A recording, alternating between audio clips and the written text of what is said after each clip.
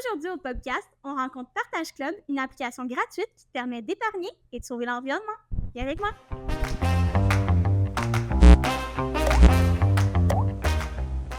Alors bonjour Fauve, on se Allô? rejoint aujourd'hui pour parler de l'application Partage Club. Avant qu'on commence, est-ce que tu veux un peu te présenter, nous dire qui tu es? Oui, je suis la cofondatrice, présidente du Partage Club et aussi maman de 2 enfants. Dans le fond, moi, dans le fond, ce que je fais, ben, c'est j'ai développé une application de partage d'objets entre communautés parce que je trouvais ça complètement fou, le nombre de jouets qui rentraient chez moi en tant que maman. J'ai été aussi étudiante et je trouvais ça aussi cher, la vie d'étudiant. Et dans le fond, on a trouvé une façon d'épargner beaucoup d'argent et de faire entrer dans la tête des gens qu'on peut emprunter au lieu d'acheter des choses qui vont être sévèrement sous-utilisées. Donc, j'ai vraiment un parcours très marketing et j'ai décidé en fait de mettre mon jus de cerveau marketing à faire quelque chose que je pensais que je pouvais léguer, avoir de l'impact. Donc, voilà. Super, tu as l'air d'une personne inspirante. Ben, pour rentrer Merci. dans le vif du sujet, est-ce que tu peux nous parler de c'est quoi Partage Club?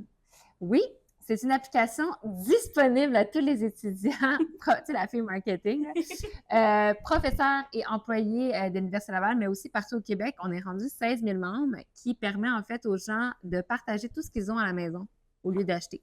Il n'y a pas d'échange d'argent. Donc, j'ai besoin de t'emprunter ton paddleboard, ta tente de camping, ton snowboard, une perceuse.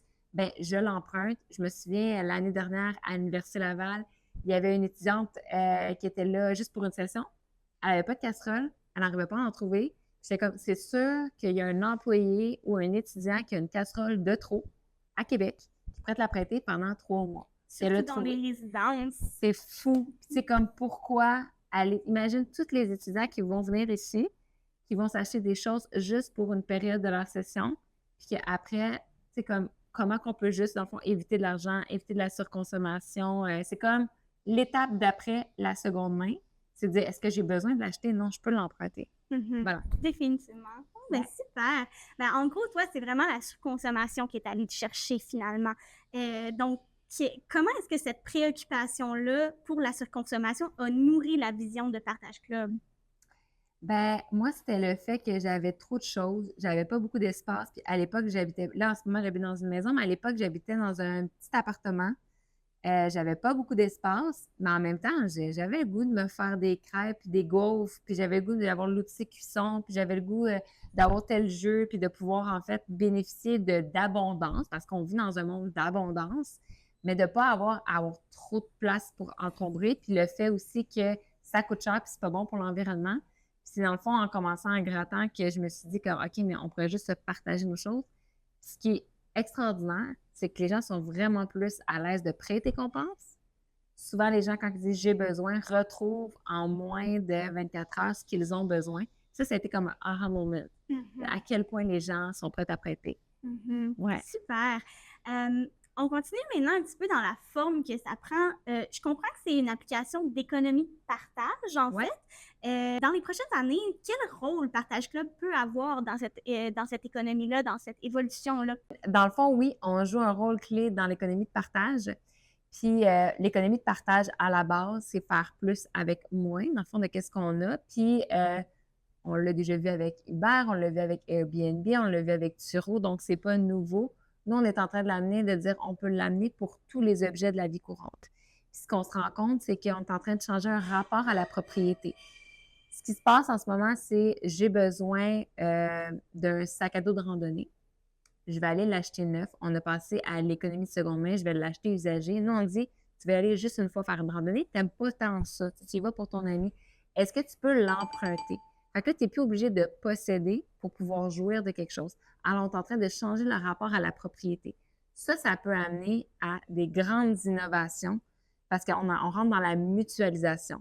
Puis en ce moment, avec les changements climatiques, on peut pas, il faut arrêter de produire comme on produit. Il faut faire avec ce qu'on a.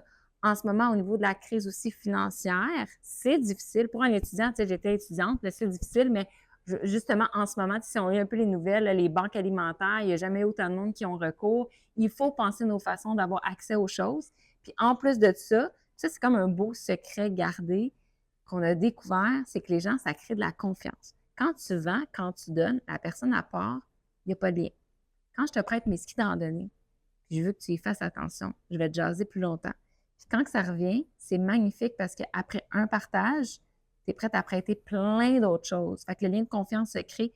Puis dans le lien de confiance, c'est pas automatiquement dans l'économie de partage. Ça crée de l'interconnectivité, ça crée de la conscience collective. Puis ça peut amener justement à beaucoup plus de cohésion sociale. Fait que ça, c'est comme la magie de ce qu'on amène au Partage Club. On pense être... Tu sais, quand tu as besoin de quelque chose, on ouvre Facebook Marketplace, ben on voudrait que tu penses à ouvrir Partage Club. Ça serait mon rêve pour l'Université Laval cette année. Ça serait comme la cerise sur le sundae. Imagine qu'on pourrait dire que genre, l'université a économisé 1 million de dollars avec tous les partages qu'ils ont eus, puis que les étudiants ont pu justement faire plus d'activités ou plus s'étaler justement là, faire du ski. Ben, moi, je suis définitivement vendue, mais là, je me dis justement, je décide de prêter les skis à mon troisième voisin de chambre de résidence, puis finalement, ils reviennent puis ils ont une chip dedans. Qu'est-ce qui se passe avec ça? Est-ce qu'il y a une assurance prêt qui existe ou comment est-ce qu'on dédommage les membres en cas de bris ou de non-retour, par exemple? Oui. Sur plus de milliers de prêts qu'ils ont eu depuis le lancement de l'application, depuis maintenant presque 2 ans, il y a juste eu 5 bris. Ça arrive, hein? Ça arrive, les objets, des fois, ils vont être plus étudiés, il va arriver. On a un code d'honneur. Donc, l'emprunteur doit ramener dans le même état. Donc, soit le remplacer ou le réparer. S'il y a justement comme une petite scratch, c'est les choses qui pourraient arriver. Fait qu'il faut qu'on soit prêt à prêter. C'est l'usage normal des choses. Si c'est trop précieux puis on veut pas, on est mieux de pas le faire. Puis on est mieux de commencer avec quelque chose qui est peut-être d'une moins grande valeur. Mais au niveau des bris, ou si jamais quelqu'un partirait avec parce que des vols, tu sais, c'est jamais arrivé, mais on n'est pas à l'abri de ça, puis on ne va pas se fermer les yeux, on dirait que ça pourrait peut-être arriver. On est en train de travailler sur une exonération qui est prête, puis il y a certaines villes, certains partenaires qui commencent à l'offrir. Donc, on est en discussion, on aimerait ça aussi que les gens à l'Université Laval pourraient l'avoir. Donc, ça serait une protection. Donc, si ça revient brisé, bien, tout de suite, Partage Club rembourse. Mais actuellement, déjà, les emprunteurs sont très généreux, ils veulent faire confiance, donc souvent, ils remplacent. C'est arrivé un téléphone, un iPhone qui était brisé. En fait, son téléphone ne marchait pas, était en période de remplacement. Elle a dit, je peux en emprunter un. Quelqu'un qui a dit, moi, j'en ai un, mais il est un peu brisé, la craque. Je peux te le prêter. Puis quand elle l'a ramené, il était encore plus brisé. Qu'est-ce qu'on fait? Bien, les deux ont payé la réparation mutuellement parce qu'il était déjà un peu brisé, fait qu'ils ont trouvé d'un commun accord. Mais tu sais, au bout du compte, il n'avait pas acheté de téléphone, fait qu'il y en avait quand même un qui n'a pas acheté de téléphone. Voilà. Mais c'est super. Tant qu'à être un petit peu plus dans les technicalités, là, peux-tu nous parler des principales fonctionnalités de l'app? Tu sais, on pense catalogue, outils, partage de besoins. Comment ça marche? Bien, premièrement, si vous n'avez pas encore téléchargé l'application, dépêchez-vous, allez la télécharger sur votre Google Store ou Apple Store. On télécharge l'app, on s'inscrit, c'est super vite, et on met le code ULAVAL pour débloquer gratuitement votre abonnement. Il faut rentrer le code juste ici. La magie du cinéma. Et par la suite, en fait, vous allez avoir accès non seulement à votre club de quartier. Fait avec votre adresse postale, vous êtes capable de voir parce que oui, il y a des gens de l'Université Laval, mais il y a aussi juste des voisins. On est rendu plusieurs personnes aussi à Québec, même s'il y a des gens qui habitent dans d'autres régions, mais qui viennent à l'Université Laval. Ils peuvent définir leur club de quartier et partager avec leurs voisins, mais ils ont aussi accès au club de toute la communauté de l'Université Laval. Donc, les étudiants, les employés, les professeurs qui peuvent s'entraider et chercher justement seulement les gens qui sont de l'université ou les gens de mon quartier parce que peut-être que ma souffleuse, je ne sais pas s'il y a des étudiants qui ont des souffleuses, mais des choses qu'on aura à la maison qu'on ne voudrait peut-être pas amener à l'université juste avec mes voisins ou des choses que je suis plus à l'aise avec les étudiants de choisir avec qui j'ai goût de partager. Et on peut rechercher par mots-clés. Si on ne trouve pas ce qu'on recherche, on peut toujours publier un besoin. Fait que ça envoie une alerte à la communauté. Puis là, après, un coup, quelqu'un a répondu, ben dans le fond, on peut échanger les dates. Donc, on propose des dates. Il peut y avoir un petit peu de va-et-vient. Un coup qu'on a convenu des dates, ben il va avoir prêt. Donc, on se trouve un lieu comme au pub ou encore un lieu qu'on aime aller à l'Université Laval pour pouvoir échanger l'objet. Puis, on a des règles de retour. Donc, si un objet n'est pas rendu à temps, on le rappelle.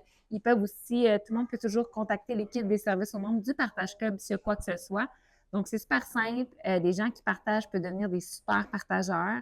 Donc, on vient avoir une petite feuille quand on a fait 5 partages. Aussi, on est capable de voir combien d'argent on a économisé. Moi, personnellement, en 1 an, j'ai économisé 5 000 et j'ai fait économiser 8 000 probablement la plus grande partageuse de l'app. Puis bientôt, on va avoir l'impact environnemental des partages qu'on fait. Donc, c'est vraiment encourageant. Puis c'est vraiment trippant, en fait. L'essayer, c'est de l'adopter. Même moi, tu peux se trouver ce partage club toujours, toujours. Là. Voilà. Mais personnellement, j'ai déjà hâte d'avoir ma petite feuille. Tantôt, tu nous as parlé d'une belle histoire avec un iPhone. Est-ce que tu as d'autres anecdotes comme ça à nous partager?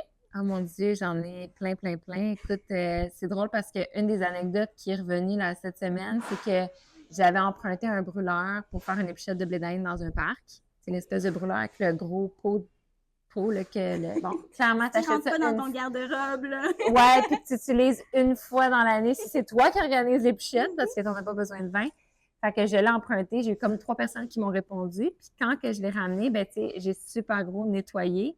Puis la personne est comme, wow, elle est revenue plus propre que quand je l'ai prêté. J'ai quelqu'un d'autre qui m'a dit elle avait prêté justement une chaise haute de sa fille. Puis il y avait comme des gens immigrés qui étaient venus pour juste comme un week-end. Elle a dit, ben, j'ai prêté, il y avait de la sauce tomate. Elle est revenue plus propre. Elle n'avait jamais réussi à le faire partir. Fait que ce qui est magique, c'est que les gens, tu sais, on se dit, oh, mais ça revient brisé, ils font pas attention. La majorité du temps, les gens font plus attention aux choses qui ne leur appartiennent pas que les choses qui leur appartiennent. Fait que ça, c'est un super. Il y a des chicanes de voisins qui sont réglées avec ça. Des gens qui sont datés à cause du partage club. Non, mais tiens, comme plein d'histoires. Ah, j'adore ça. Avant qu'on se quitte, quel conseil est-ce que tu donnerais aux étudiants qui sont intéressés par l'entrepreneuriat et les initiatives visant à réduire la surconsommation? Vous êtes géniaux. Non, mais honnêtement, je pense qu'on est en quête de sens dans notre société. De plus en plus, les gens veulent. Moi ce qui m'est arrivé, c'était je voulais mettre un jus de cerveau à quelque chose qui était plus grand que moi, qui allait servir l'humanité puis servir un problème de la société. C'est un problème. C'est vraiment excitant de savoir qu'on peut avoir de l'impact. Puis, ce que je dirais en termes entrepreneurs, si vous avez un projet puis vous avez le goût de mettre quelque chose en place, sortez de vos livres, sortez de tout ce que vous avez appris, puis soyez de terrain le plus vite possible. Moi, j'ai commencé par, on dit un MVP en technologie, le Minimum Viable Product. Puis ça, c'était un groupe Facebook dans mon quartier qui était juste le partage, qui n'était pas sur la vente, puis donc qui était sur le partage. Puis ça a grossi. Puis là, j'ai vu que les gens étaient prêts pour le partage. Ça peut être une pancarte, ça peut être de cogner aux portes, puis poser des questions, tester rapidement. Puis moi, j'ai découvert plein de choses. Puis je pense que une autre chose que j'ajouterais, tu sais, les gens souvent sont déprimés par rapport au changement climatique. On parle beaucoup d'inertie, on parle de comment on fait bouger les gens. Puis il y a une citation de David Suzuki qui dit Action is the antidote to despair. Donc, les actions sont l'antidote à la non-prise d'action, au désespoir. Quand on commence à faire des choses, c'est fou comment on sent qu'on est en mouvement, puis on sent que ça évolue, puis on devient comme tellement positif et optimiste. Moi, c'est ça que je vois, puis peut-être que je suis dans mon monde de Calnous, mais je pense vraiment, en fait, je vois les gens changer. Donc, de vous mettre à la table à dessin, puis d'être terrain, go, on a besoin de vous autres. Ben, merci tellement fort. Je pense que tu as vraiment réussi à inspirer notre communauté étudiante. Puis, à tout le monde, j'espère vraiment vous voir sur Partage Club bientôt.